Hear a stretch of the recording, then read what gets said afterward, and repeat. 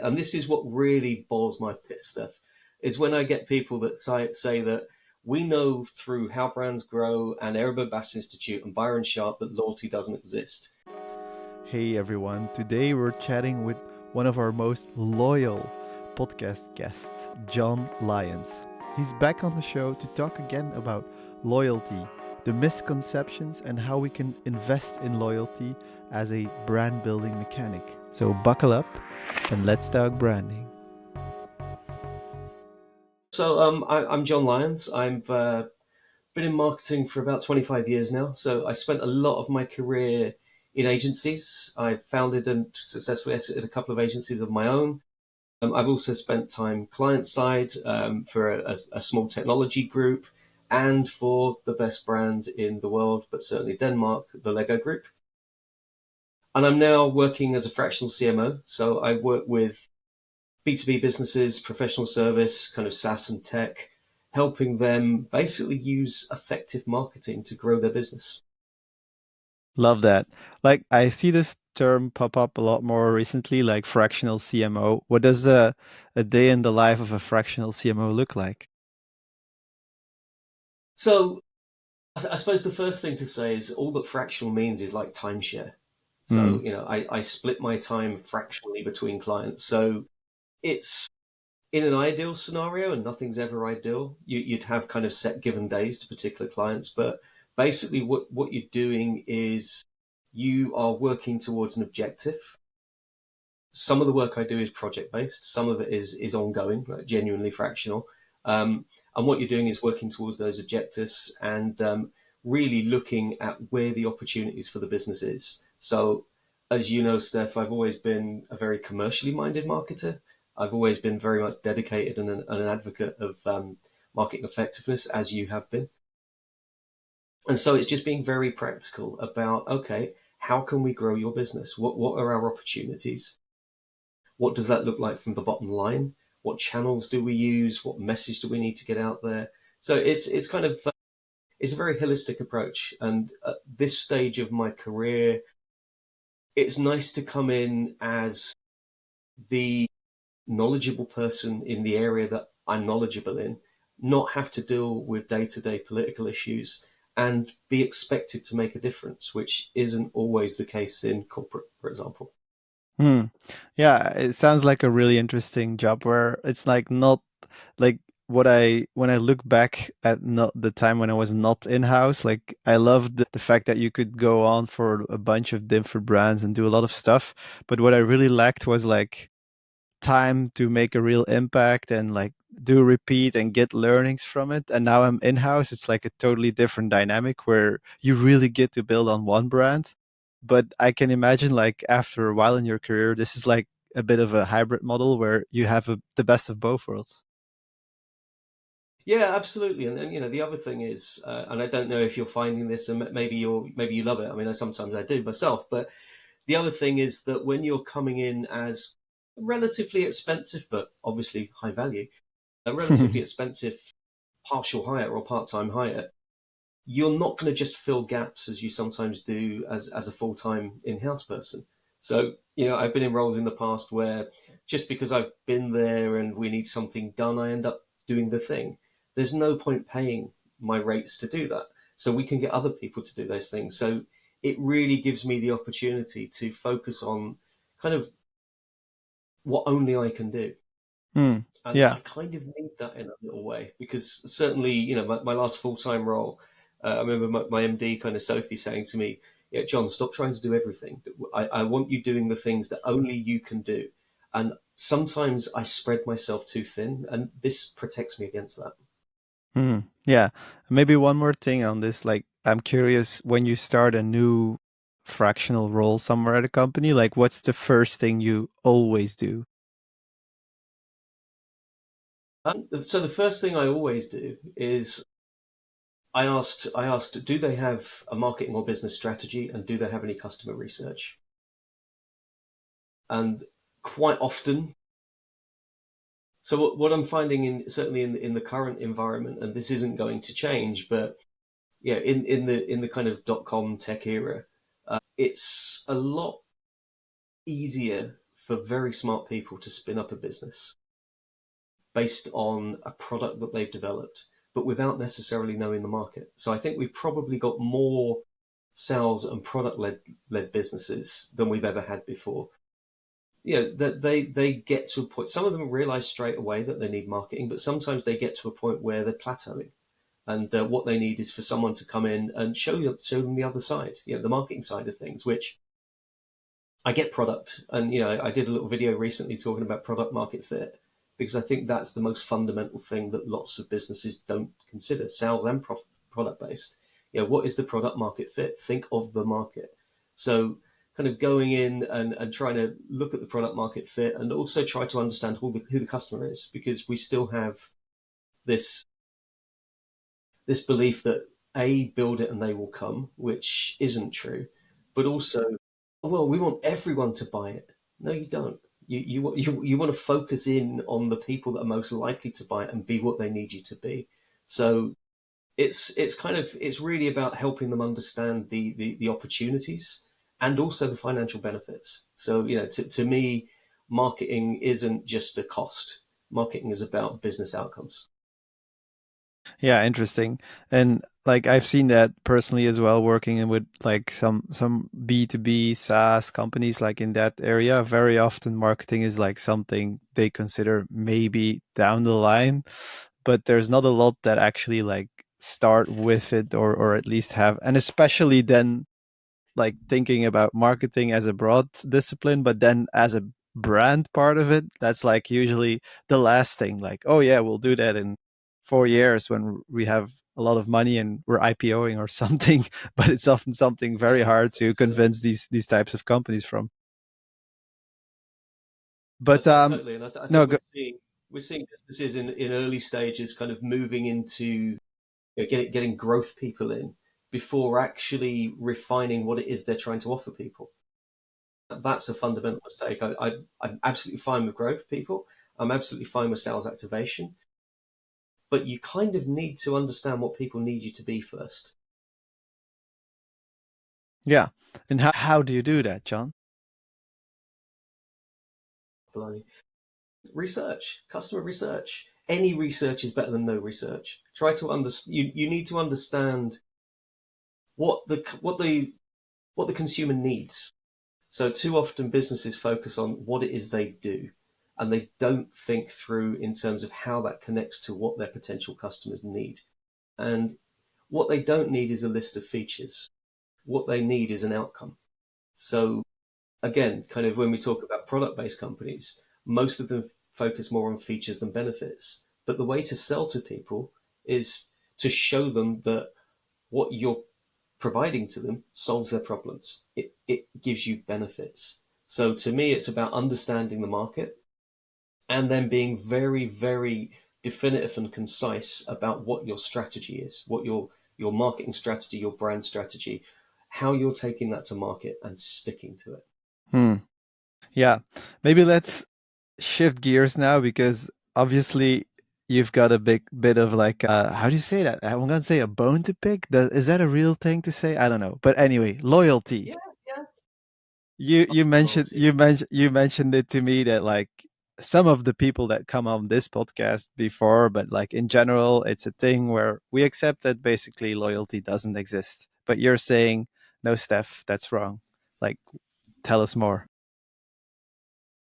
100%. And not only is it wrong, the people that you're quoting to state that it doesn't exist say the complete bloody opposite. Okay, and this is what really boils my pit, Steph, is when I get people that say that we know through How Brands Grow and Erbe Bass Institute and Byron Sharp that loyalty doesn't exist. That's fundamentally incorrect. The double jeopardy law shows that not only does loyalty exist, but that the biggest brands have more loyalty than the smaller brands. Loyalty absolutely exists. Even if we kind of take a step back in terms of considering how we make purchase decisions, how often do you walk up to, I don't know, the chiller unit in a store or a cafe and take out a product you've never seen before? You generally go for what you know. Hmm. Now that is repeat purchase is loyalty. Whether or not people want to compare it to what you might be like in a relationship. It's not the same thing. Brand and product loyalty is not monogamous. It's polygamous, absolutely polygamous. We have a category repertoire. So I favor Diet Coke. I'm a diabetic, so I have to go for diet stuff anyway. But I favor Diet Coke. I like the taste of it. Now, if there isn't Diet Coke, I'm not going to die of thirst. I'll probably go for the Diet Pepsi, or maybe a water or a cup of tea. That's my category repertoire right there. But I'm loyal Hmm. to Coke. You could say I'm loyal to Pepsi, and that's the case across the board. And again, How Brands Grow has shown us this. Your most loyal customers also buy your competitors. But loyalty is absolutely a thing. And I think what people mistake is what Byron Sharp has said is that if you want to grow your business, invest in penetration rather than retention. So invest in growing bringing in new customers rather than trying to retain or extract extra value out of existing ones. And I would agree with that. And I've had a career in loyalty. I ran a loyalty agency at one point. I was kind of leading strategy at the Lego Group's loyalty program at one point. If you have to make a choice between acquisition and loyalty, go for acquisition. If, however, you're the biggest toy brand in the world, you can play both. But also, if the brand is right for it. So if we go back to the Lego Group, there are so many reasons why you can be loyal to that brand. Number one, every Lego brick ever made connects to every other Lego brick ever made. Hmm. So whenever you buy a new product, you can combine it with the old product. So there's a natural kind of continuation there. But also, the way that they've been super, super smart, particularly since they kind of reinvented the brand, I guess, kind of 10 years or so ago, is they bring out lots of new sets. So it's not just about, I want more Lego bricks in the same way as we might talk about chewing gum or toilet paper. I need a thing. It's, I want the thing. I'm going to play with it. There's a benefit. Or actually, as I also know from my time there, not just play with it. Sometimes people buy it for display. So it's a collectible as well as a Yeah. toy. There's all sorts of baked in reasons why people would be loyal to that brand. So if you're the right brand in the right category and you've got the budget, then there's absolutely a reason to invest in loyalty programs. Hmm. But if you've got to make the choice, go for penetration. I agree. Yeah. It's interesting. Like, I mean, I guess that's like the way I've always interpreted is like loyalty is more of like a consequence when your brand grows. At some point, you'll get more like repeat purchase because you're more physically available, more mentally available. So obviously, people will start buying you more. I'm wondering though, like because you say at a certain scale or in a certain opportunity, it starts to become interesting to invest in loyalty. Like two questions there. Do you think there are exceptions to the scale thing where, for example, really small brands in certain niches start with loyalty, basically go the opposite way, like community based fandom? There's a lot of these new theories that come out. So do you think that's possible, and maybe what are the signals to look at that, yeah, maybe it's a good for us to invest in loyalty? I mean, yeah, it's absolutely possible, and I think some of the models are probably related as much as anything to the pricing and usage model. So what we've seen, and I think it's overstepped a little bit recently, but what we've seen is a lot more subscription based products and platforms, particularly in tech and SaaS and apps. And of course, they are all about building loyalty because you're getting people to come back and back and back. And I think some of them have looked at it purely from an internal perspective. There's platforms out there that I would love to use, but I only need to use it once. I don't want to sign up for a year. You're missing out on my money because you've got a fixed business model because you're looking at your kind of your MRR. It's ridiculous, but there are others out there that absolutely work on that basis. And so, yeah, whether or not you're bringing people in to be kind of part of the brand experience to contribute towards it, which again can be a really useful thing, whether you call that fandom or community, or you're building something that absolutely requires people to return and stay loyal. So one example, and it's not a product for sale, but I think it's relevant, is are you familiar with the couch to 5K? No, not really. Okay, so it's something that I think the BBC did over here. Hello, I'm British. I think so. The BBC did over here to kind of help people get fitter. And basically, the idea is they've got a program that will take you from being fairly idle, couch, to being able to run 5K. And so I did this a year or so ago. And you have to stay with the program. It kind of builds you up. You go out, you walk a bit, you run a bit. And by the time you get to the end of the program, you can run 5K. And I'm proof that it works. It's, well, okay, I kind of more often not got to 4K rather than 5. But you have to stick with the program to do that. So again, that kind of has inherent loyalty built into it. But I think also the other thing that is worth saying about loyalty, and this is a point that I heard Derek Walker make once, which is that you will show loyalty to a company or a business that treats you well to start with. So he told me a story about I think it's a friend of his who goes to the same petrol station every day on his way to work, and he buys a bag of donut holes. That's what he likes for breakfast. And it got to a point where they started having the bag ready for him when he got there. So that is inherent loyalty straight there. You can't fake loyalty. And where I think the Lego Group again gets it really right is if you go into a Lego owned store, it's such a great experience. Everyone who works there cares and are happy just talking and playing. There is a positive experience which you can build upon. If you don't have that positive experience, you can't build upon it. Nobody is going to be loyal to, let's say, for example, who's doing really badly at the moment. Water companies in the UK are terrible right now. They've got really bad reputation. They're Hmm. dumping sewage. Nobody is going. No, nobody likes their water company. We're stuck to them because they're localized. It's a localized monopoly.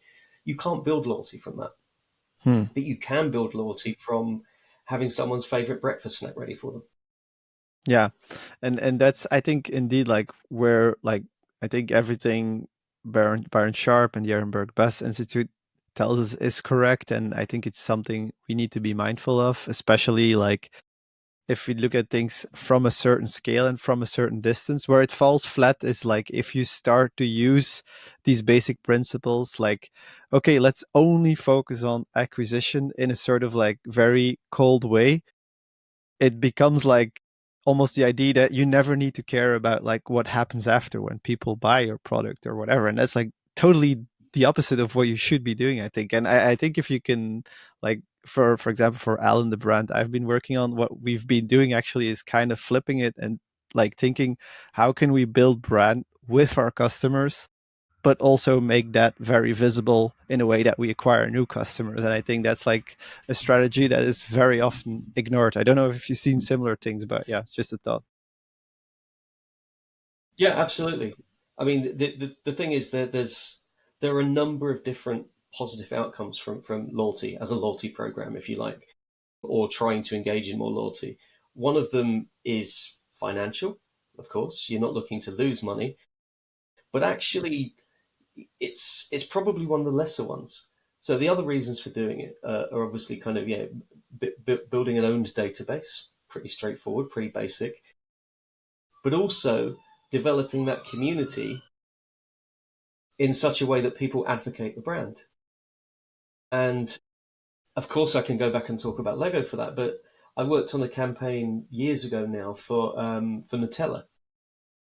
Everybody loves Nutella, of course, Mm-hmm. but we were able to use that fact to encourage people to basically we were looking for an ambassador. So there's a World Nutella Day, which the brand were not involved with. The fans came up with that themselves, and so the program that we had was that we did a UGC competition where people sent in a short video of them talking about Nutella, what the various things about it, and you could see the passion.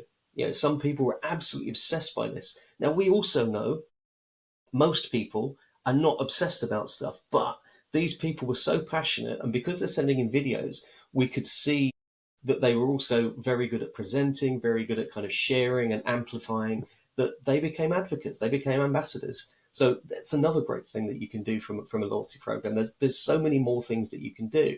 And I worked on one years ago for Hasbro, so Nerf perks. So Hasbro sell through retailers, unlike the Lego Group, who sell through retailers and through their own stores. What Hasbro didn't have was any insight into their customer base.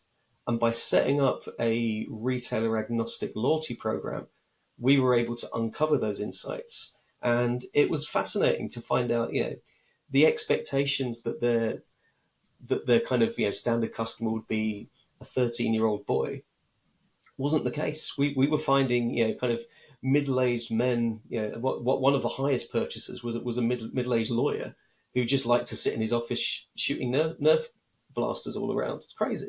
So that's another outcome. You can get insight from it as well. So there's all these outcomes to consider. Not just can we generate more sales from it, but equally you still need to be focusing on the acquisition as well. Because regardless of loyalty, we know it's polygamous, so we still need to be in front of our customers, even if they're loyal. But also, there will be churn. People will grow out of a product, they'll move on to something else. I used to love, I used to love this Scottish shortbread biscuit called Crystals. It's the best biscuit of all time. When I got diagnosed with diabetes, I'm never eating that again. Mm. So I've fallen off of that. You still need your acquisition to replace me.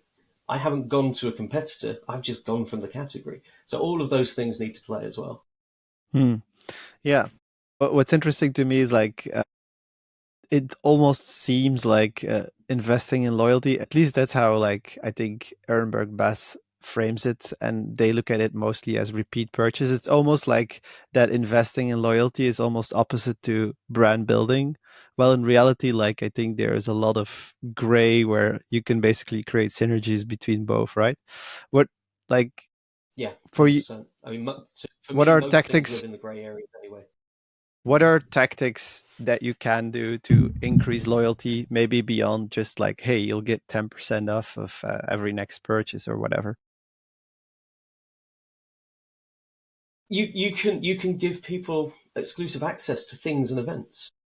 You can engage people in kind of feedback loops, make them part of the decision making. So again, because I was there in house on it, I'm going to talk about the Lego Group again, but they have a program that has the AFOLs, the adult fans of Lego, are able to create their own custom sets that they go up onto a website and they get votes for. And when they get over 100,000 votes, they're then considered as being made a set by the Lego Group. Now, as a fan of Lego, there's nothing better than having your set out there, right? You've actually got a set that you've created, but also people are voting for it. So it really kind of amplifies the community aspect, but it's giving back. It's not just sitting there and taking, because you could just sit there and watch forums and take insight from it. But here it's active engaging.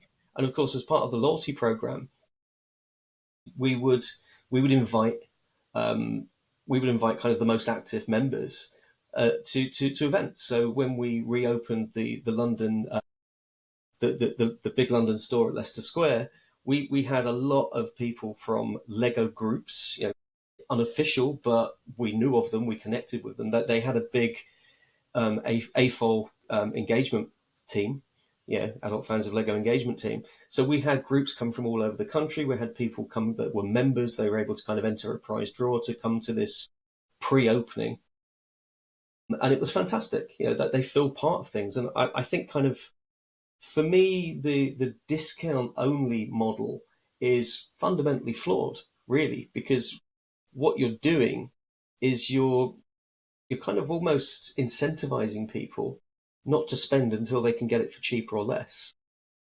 So again, having exclusive rewards is a far better way of doing it. And at the Lego Group, have I got one here? I can't reach it. At Lego Group, we would have a number of sets a year that would only be available through the membership club to members. Hmm. And you would have to use points to buy them, and you only get points through making purchases. And all of this was exclusive stuff that brings you closer to the brand. So I think those kind of tactics tend to work a lot better than just here's your 10% off, which is how the program started a year or so before I joined. That was what it was doing. And while I was there, part of the strategy we were looking at were how to bring more value to it, but also how to grow the platform Mm. and bring more people into it. Yeah, so basically acquisition within the loyalty program. Acquisition within the loyalty program, but also traditionally the loyalty program only run through Lego.com and Lego branded stores or Lego owned stores. So if you bought your Lego from anywhere else, you weren't engaging with the loyalty program. And so when I was there, I did some research and found that, I mean, it was over 90% of people buy their Lego from not Lego. Now, at that time, I think we were close to 50%, maybe even higher, of people that bought through the owned retail channels were members. So Hmm. we were kind of reaching saturation point. The real area for growth was external, and I was able to make that case. And whilst I was there, we launched the first trial with Target in the US, which proved successful, and it's kind of now rolling out to other retailers. And again, it's kind of how can we bring more people in and add value to them? Because there are people that are buying these products that love the product Hmm. that because of location don't even know that there's a loyalty program. If you don't live near one of the Lego retail stores, and let's say you live near a big toy superstore or kind of a big retailer that stocks toys, you're going to buy them there, and you don't even know the program exists. Bring them in. Yeah, exactly. Well, maybe like another let's say shift in the conversation, like obviously these big brands, it makes sense for them to, especially a brand like Lego where you actually have people getting excited about your product. It makes a lot of sense to invest in loyalty, and as we said, like even for smaller brands it might be interesting to look into it. Let's say you're a lot smaller, like 1% market share or maybe less, like most of the companies are like that, and these brands are coming to you, say, hey John, we want to hire you as a fractional CMO because basically we need to grow, we need to build our brand.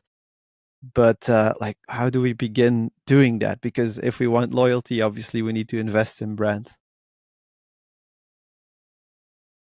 Yeah, absolutely. And kind of as we mentioned earlier, that the Erbe Bass Double Jeopardy law shows that you need brand to build loyalty. So, I mean, the building block really is for me is firstly understanding where you are as a brand, what your market share is, and what your share of voice is. So basically, that gives us an idea of what the potential for growth is. Alongside that, doing some solid customer research. Now, not everybody can afford brand tracking, and obviously, there are great businesses out there now, and I have nothing to do with them. I've just seen their work, like Tracksuit, who do that in a far more affordable way. But what brand tracking does, it will show you precisely where you need to focus in order to grow your business.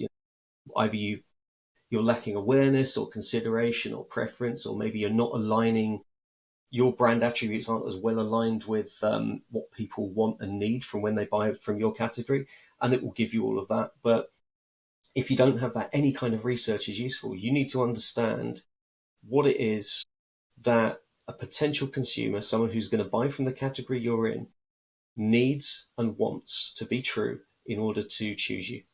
And you can only do that through customer research. So I would always kind of advocate, let's map out the market, and then let's do some customer research, whether or not that's quantitative or qualitative or both, so that we can find out basically what we need to be in order to sell more to more people that are buying from the category and more often and for more money, because that is what marketing does.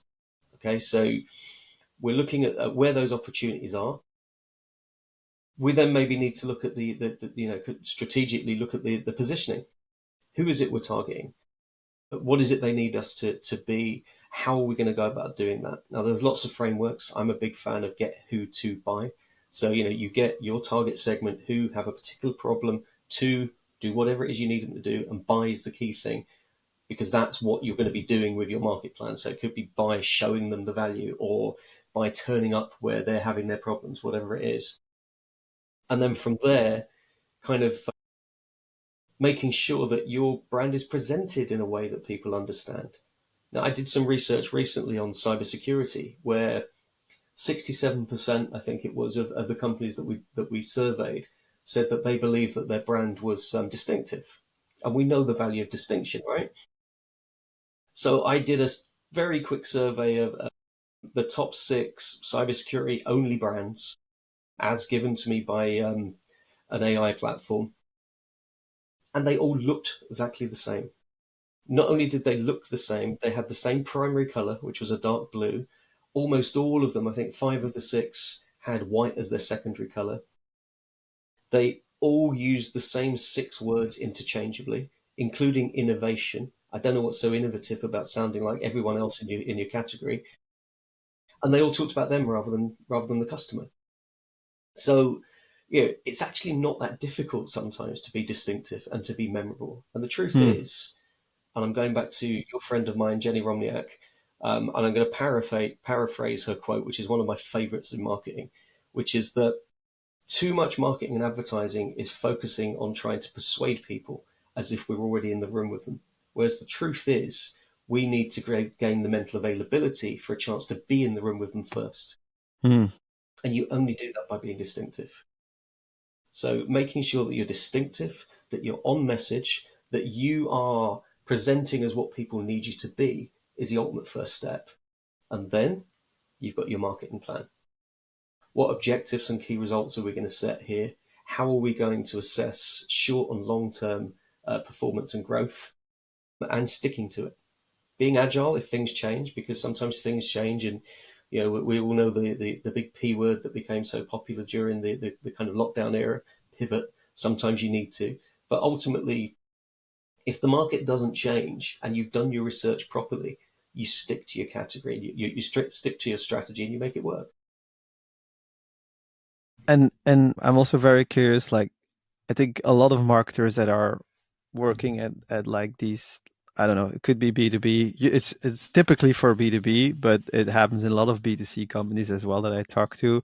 It's like they realize this stuff. Like they know that at some point, they need to be very visible to the broader market to, to acquire new customers, to be distinctive, to have like they usually even have a lot of good ideas, bold ideas, creative ideas. But where it stops is like the companies won't allow them to take those risks to build brand basically because it's easier to just dump money into, you know digital performance marketing that is very easy to track, and at the end of the month you can say, hey, we've generated that amount of leads or whatever, that amount of clicks.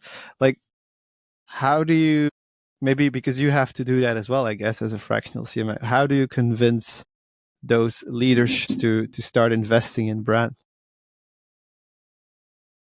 It's a tricky one, isn't it? So, I mean, I had a conversation not long ago with a marketing leader of an organization that, in effect, promotes marketing effectiveness. And they were unable to persuade the board to invest in brand. And so that kind of shows how deep it goes. Now, I think there's a few things at play here. I think lots of people who understand the fundamentals of the importance of brand, that they've read how brands grow, they're familiar with Binet and Field, they fail to translate that into business language.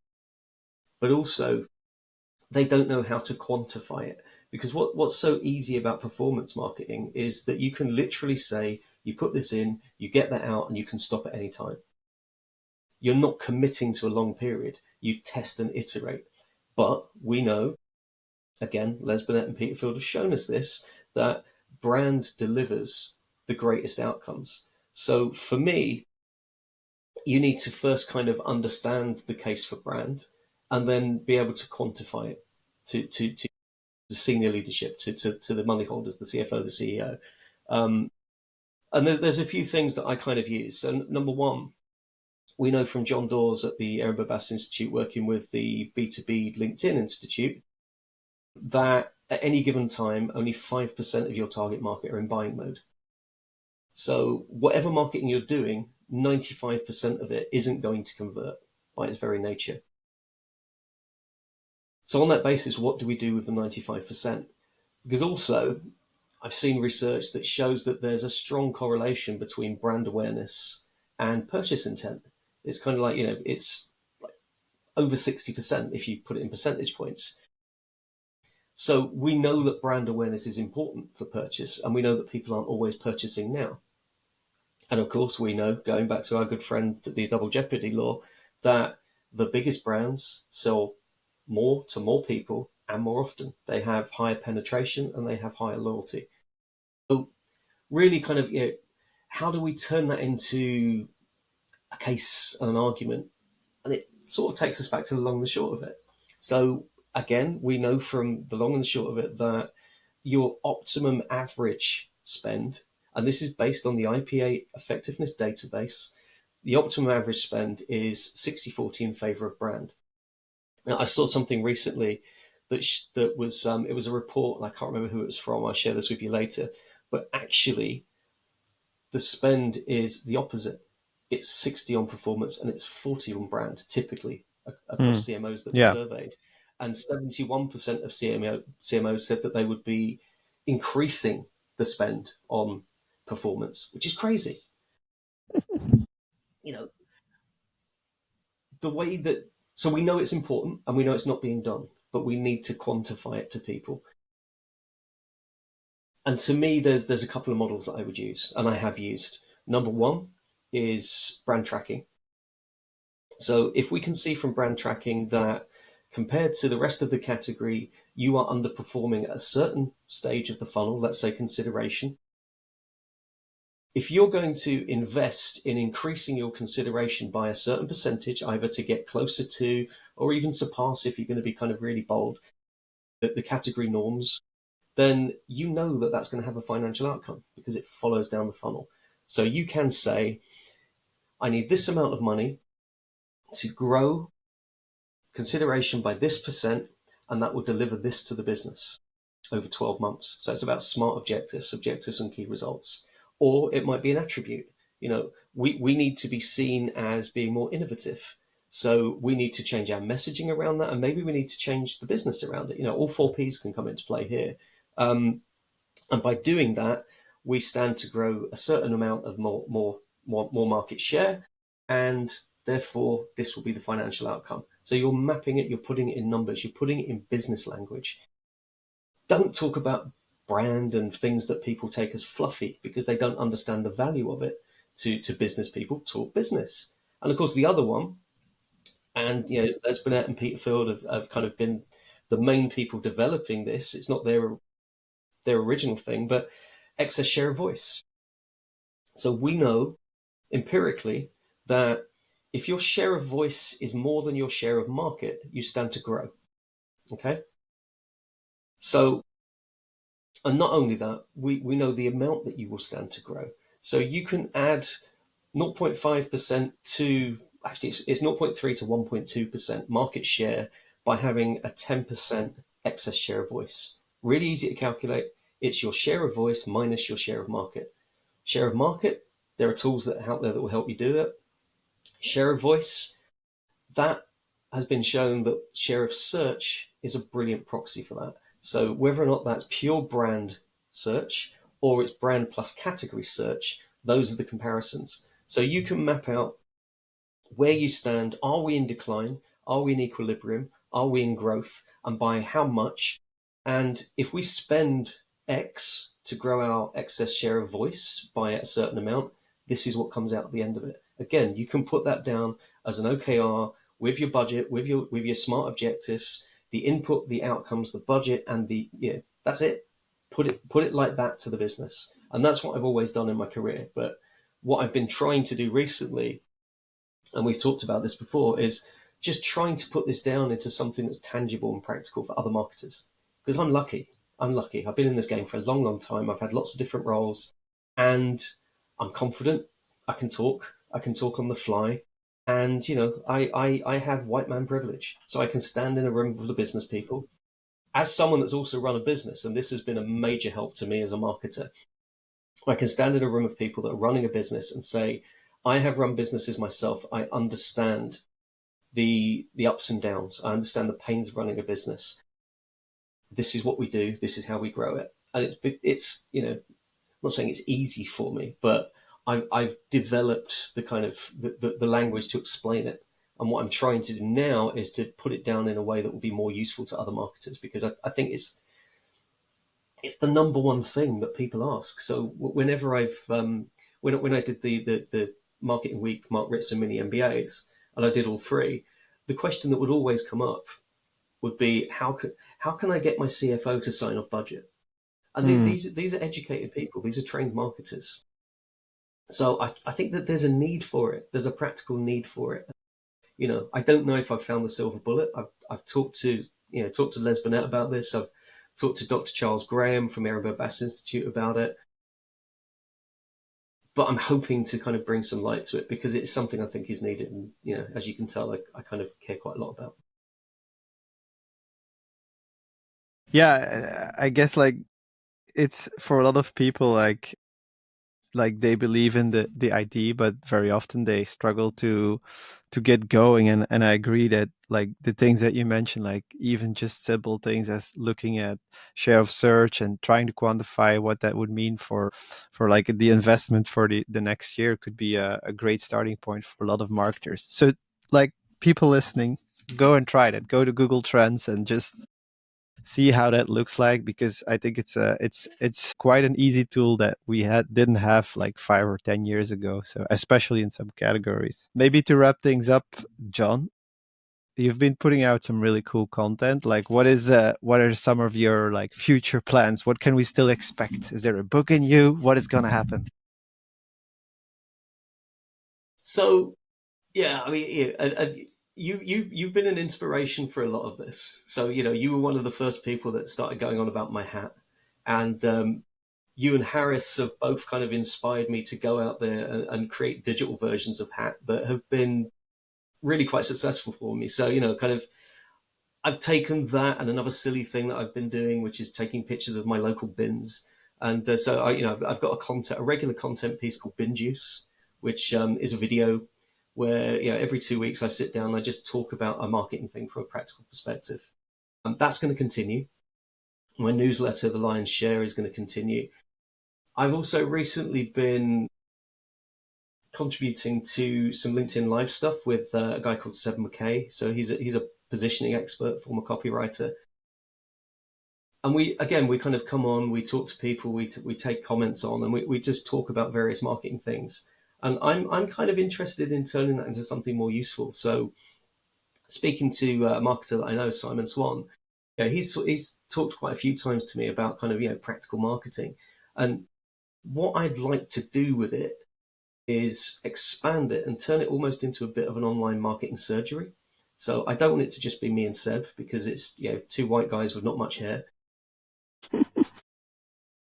And I think representation is important, not DEI, but I think representation is important because you get different perspectives. So I'm hoping to bring on board Derek Walker, who Hmm. is a fantastic advertising guy from the States, and Liesl McDonald, who is a brilliant, brilliant client-side marketer with so much experience. I've spoken to both of those. So what we're looking to do is to put that kind of panel together and make it more of an inclusive chat with people that are watching, where basically if we can't help people with their marketing problems, we'll see if anybody else can, and just make Hmm. it a bit of a forum. So that's coming up soon. I'm looking forward to that. Yeah, I love that. And I think it's exactly what we need. Like, we need to start talking more about real cases and real stuff and get beyond the theory, which is great. I mean, I have a full bookcase behind me of it, but I think it's the marketers doing it in real life, talking about it, that really make it come to life. So, hats off, John, for you. And thanks again for coming on the show. You're welcome. Thanks for having me, Steph. Always a pleasure.